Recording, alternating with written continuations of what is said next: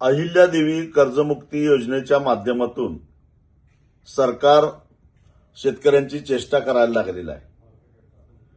नोव्हेंबरला मुख्यमंत्र्यांनी आश्वासन दिलेलं होतं की 30 जूनच्या आत महाराष्ट्रातल्या शेतकऱ्यांचा सातबारा आम्ही कोरा करू. डिसेंबर, जानेवारी, फेब्रुवारी, मार्च, एप्रिल, मे, जून, जुलै 8 महिने झाले. परदेशी समिती 8 महिन्यापूर्वी नेमलेली होती. या परदेशी समितीनं इतका अभ्यास केला की त्यांची पहिली यादी निघाली 533 शेतकऱ्यांची आणि रक्कम निघाली 2,99,00,000 रुपये.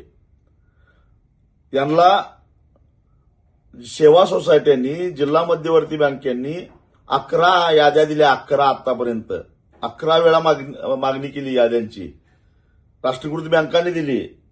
आणि एवढा सगळा अभ्यास केल्यानंतर या परदेशात असणाऱ्या परदेशी समितीनं पहिली यादी तयार केली. त्यात अमरावतीतले 58 पात्र ठरले, सोलापुरातले 21, लातूरमधले 133, पुण्यातले 85, साताऱ्यातले 38, नागपुरातले 16 आणि ठाण्यातले 182. अरे काय माकड चेष्टा चालू केली. एकतर 8-8 महिने तुम्ही अभ्यासासाठी वेळ घेता.